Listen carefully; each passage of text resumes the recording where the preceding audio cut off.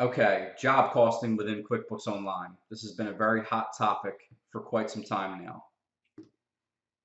By now, you should have enough information out there to instruct you on how to perform the basic functions of job costing. And before you go any further into this tutorial, make sure that you educate yourself on how to perform those tasks. By basic or simple, I mean allocating revenue to a specific job, allocating subcontractor and supplies and other cost of goods sold back to a job in order to view profitability by job by running a P&L and filtering on that customer or sub-customer. That's completely easy to do. In the interest of time, I'm not going to walk through that. There is enough information out there to walk you through that. So in the interest of time, I'm only going to focus on the labor allocation piece. This tutorial is what I like to call the negative duplication method. And stay with me. The steps, if you follow the steps exactly, it works. But don't, I might lose some of you in step number 2 or 3 because it might seem completely outrageous. For example, we're going to create a new sales tax account. So what does sales tax have to do with job costing? We're simply using the power of having sales tax appear on an invoice and driving a value on the balance sheet. We're just simply using that power in conjunction with negative duplication. So I'll get into all that in a couple of minutes. All right, so just bear with me. First thing you want to do is make sure that your company settings are all correct. So within the sales tab, make sure you have deposit enabled. That's very important. And within the advanced tab, under time tracking, add service field to timesheets and make single time activity billable to customer. Make sure those are enabled as well. Next, we're going to go to our chart of accounts and create a new expense account. And I actually created this already. So you're going to click new, and then your category type will be expenses. Detail type doesn't matter, but you can select cost of good labor, and then just name it allocated labor. Next, go to your products and services, new, service, and I already created this as well. And you can also name this allocated labor. Check I sell this product service to my customers. Make sure is taxable is enabled. It's very important. And we're actually going to point this to the allocated labor expense account that we just created. So I might be losing you already, but normally we would associate this with an income account if we're including a service on an invoice. Normally that indicates that we're going to get paid for that service. It's going to be revenue or income. But for this workaround, we're going to point it to the allocated labor expense account. And you'll see the connection at the end.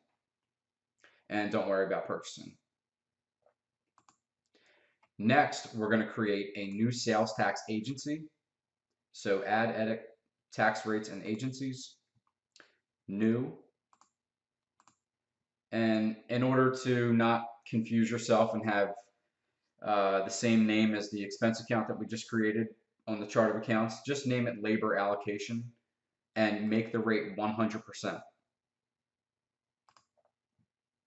Okay, so now we have our expense account, we have our product and service, we have our sales tax set up, and our company settings are configured properly. So now what we're going to do is generate a timesheet. So we have an employee named Homer Simpson, and on 6/8 he worked 5 hours at our Tyson Bath job. That's the name of my dog, for those of you that don't know. And we're going to select billable. Our service is going to be our allocated labor. And Homer Simpson's rate is $15 an hour. So we'll save that. Now, every time you create a timesheet and mark it as billable and identify a customer or sub-customer, if you go back into that customer account, you'll see a time charge appear. Now, this is designed for those that wish to bill this particular time back to the customer. So you have the option to start an invoice. We're obviously not billing anybody, but we are going to utilize the functionality to convert this into an invoice. So we're going to click Start Invoice, and then everything is pre-populated for us. We have 5 hours at $15 an hour, so our total is 75. It's taxable.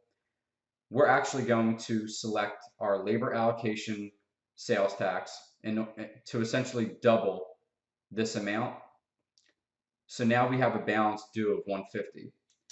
Obviously, we're not dealing with anything. We're not billing anybody anything. We don't want anything sitting in accounts receivable. We essentially, our goal is to create a $0 invoice. So how do we do that? We say that we received a deposit for the same amount. So we're going to eyeball this 150 and then put it into this deposit box. And whenever you enter a value in the deposit box, this deposit to field will populate, and we're going to move that into undeposited funds.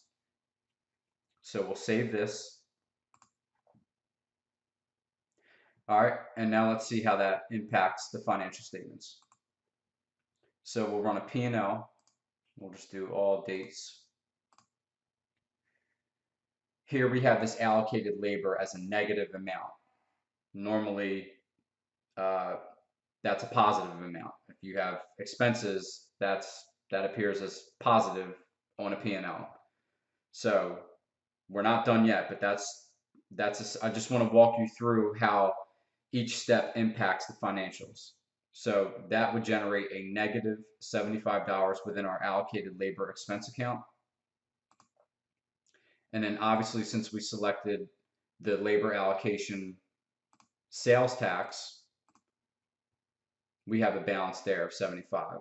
And obviously that doesn't exist. So we don't owe $75 to anybody. It's just a dummy account for purposes of this workaround. And we also have, it's hidden within the total undeposited funds, but we also have this 150 sitting in undeposited funds. So that's not accurate also. So the next step that we're going to take is we're going to create a bank deposit. Okay, now here, our goal is to also create a $0 deposit. So how do we do that? We have our 150 deposit that we just informed QuickBooks that we put into undeposited funds. So we're going to select this. And then in this bottom section, we're going to choose our allocated labor expense account, track returns for customers, very important. And we're just going to back it out. And our customer is Tyson Balfe. So now we have a $0 deposit. And this says inventory asset, but it really doesn't matter. It's not going to impact or compromise any reconciliations, but by default, normally this would be your primary operating account. So we'll save and close that. Now on the balance sheet, we still have this $75 sitting in the labor allocation sales tax payable account. The 150 has been removed from undeposited funds.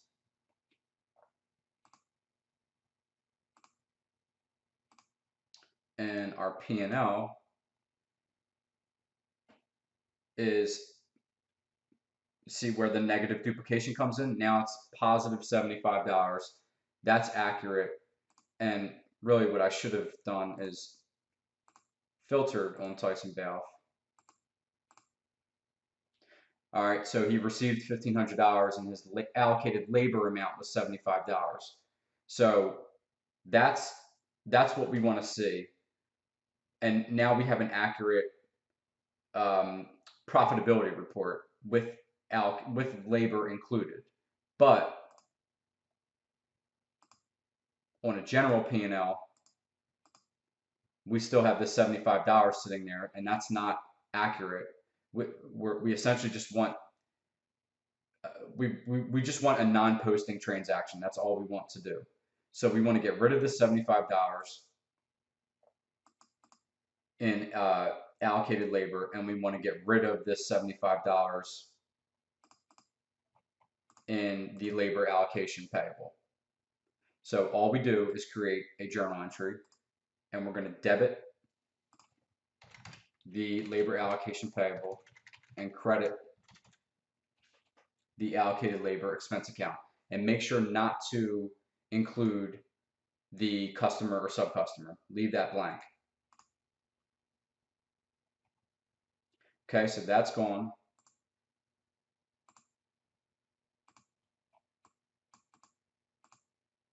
And our allocated labor is gone. But if we want to drill down to a job or a sub-customer, there we have it. All right, so that's the workaround. Now, for those of you that think that this could be very time consuming, it's not. Essentially, what you should do is make sure all of your timesheets are input and approved or whatever, and then just look at how many jobs. If let's assume you have a weekly payroll and you actively within the pay period worked on 5 jobs, go to those five sub customers, and then you'll see in each of the sub customers a bunch of time charges. So if there was if Homer Simpson had a bunch of hours, uh, maybe he worked 3 days or something, so you'd see 3 time charges. All you have to do is start invoice and add all of the time charges to that one invoice, and then duplicate it using the labor allocation payable, enter the total amount in the deposit it to undeposited funds, and then just do that for all 5 jobs. So, and then you'll only have to create one deposit. So if you have 5 jobs, you're going to have 5 invoices with deposits sitting in undeposited funds. And then you'll want to create 5 new deposits for the total amounts by each sub customer, if that makes sense. So and then you just have to do one journal entry, which basically you just run a balance sheet and you look at the amount sitting in the labor allocation payable account, and you just debit that and credit the allocated labor expense account, because it's going to be the same amount, and they're just going to wash each other out. So if you have one job, then that would require you to create to convert one time charge or multiple time charges within that one sub customer account. You'll have to create one invoice, one bank deposit, one journal entry. If you have 5 jobs, you would have to create 5 invoices, one bank deposit, one journal entry. If you have 100 jobs, unfortunately, you would have to create 100 invoices, but one bank deposit and one journal entry. Okay, so it's really not that time consuming, and I'm sure this can also be enhanced. Possibly somebody could transaction pro import or some Excel model to make this a little bit more streamlined, but that's the basics. And let me know what you guys think. Please feel free to comment, ask me questions, let me know if you're having any problems, and hopefully this is helpful. All right, take care.